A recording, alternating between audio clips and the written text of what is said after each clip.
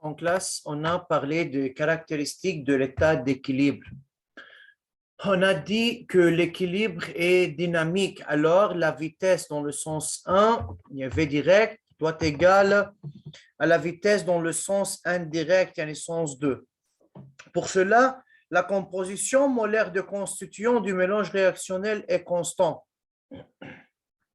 Alors, la composition molaire, c'est-à-dire le nombre de moles de constituants à l'état d'équilibre est constant, la quantité de réactifs et de produits ne change plus. La constante d'équilibre cassée, c'est le rapport de concentration de produits sur le rapport de concentration de réactifs. Mais quoi? C'est à l'état d'équilibre. Faire attention. Alors, ces concentrations, c'est à l'état d'équilibre, comme on a dit en classe. Cassé ne dépend que de la température. Alors, si la température change, cassé change. Si la réaction dépend de la température. Monsieur, dans certains cas, on donne cassé.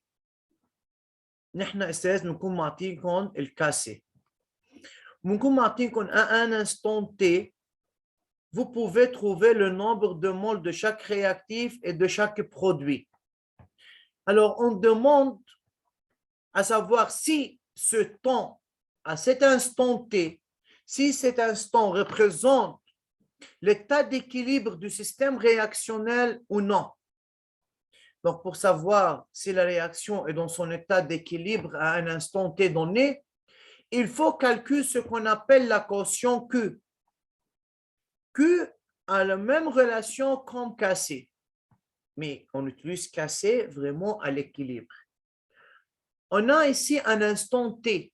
Cet instant, on ne dit pas que c'est l'équilibre, c'est l'état d'équilibre. Alors, pour vérifier si cet instant, le mélange se trouve à l'état d'équilibre ou non, on calcule la quotient.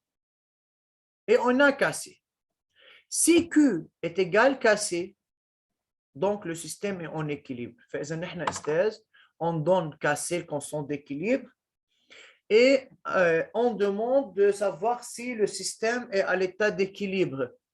Alors, si on calcule Q et Q est égal à cassé, le système est en équilibre. Si Q est plus petit que cassé, donc le système n'atteint pas encore l'état d'équilibre.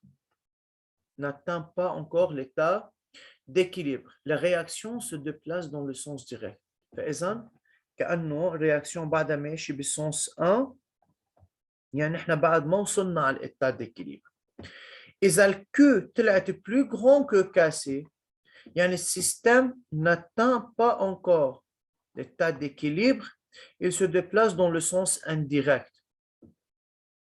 يعني هون استاذ كأنه السيستم قطع l'état d'équilibre ورجع revient à l'état d'équilibre. إذا بده يمشي بالسنس indirect. إذا dans ce cas لما الكيو تكون أكبر من الكاسي يعني الرياكسيون ماشي بالسنس 1. لما تكون الكيو أصغر من الكاسي يعني الرياكسيون ماشي بعدها بالسنس 1.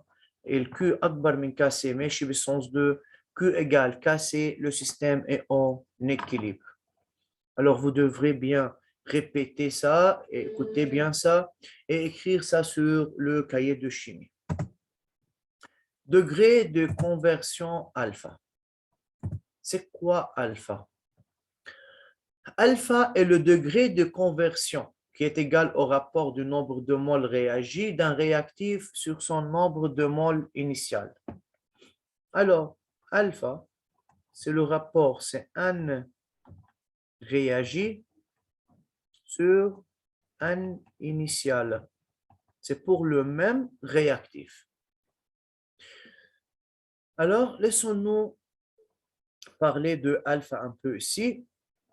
Donc, alpha doit être défini par rapport à un réactif. Dans cette équation qu'on a, on a A et on a B. Ou bien on définit alpha pour le réactif A ou bien pour le réactif B. La composition du système pour les autres constituants peuvent être exprimées en fonction de alpha. en respectant les proportions stoichiométriques. C'est-à-dire, avec moi, si alpha, d'accord, si alpha et alpha A est égal nombre de moles de A réagi, alors sur nombre de moles de A initial. Ou bien, le alpha pour B, c'est le nombre de moles de B réagi sur nombre de moles de B initial. Faisons toujours quantité réagir à la quantité initiale. Monsieur, d'après le tableau qu'on a vu ici, à t égale 0, on a un 0A, un 0B et 0C car c'est un produit. La variation, c'est moins x, moins 3x plus 2x. Alors, à t équilibre, à l'état d'équilibre, on a un 0a moins x, un 0b moins 3x et 2x. Alors, si on va travailler avec alpha et on va remplacer ou utiliser alpha ou exprimer à t équilibre le nombre de moles restants de chaque constituant en fonction de alpha, alors on peut dire que n réagi est égal à alpha A fois NA.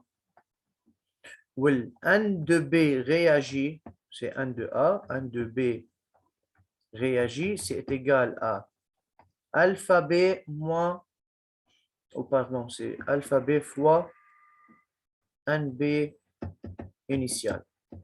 السيز الكونتيتي réagit, n réagit, هي ذاتها من x. Mais x pour un réactif représente la quantité réagit de chaque réactif.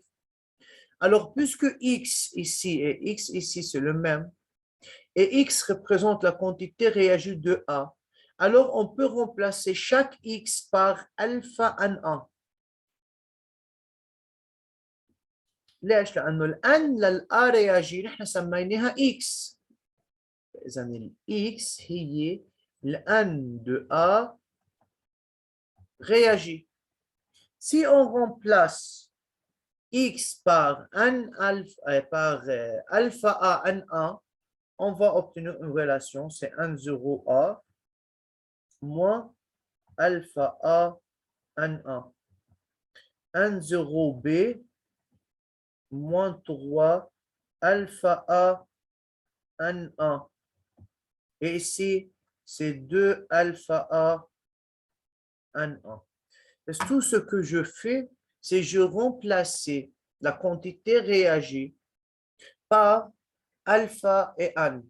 Pourquoi? Parce qu'on va utiliser alpha dans le tableau d'avancement. Alors, il faut exprimer la quantité de moles restants ou formés de réactifs ou de produits en fonction de alpha. Alors, c'est suffisant pour aujourd'hui comme ça. On va continuer le degré de conversion alpha en classe. Merci pour votre attention et écrivez tout ça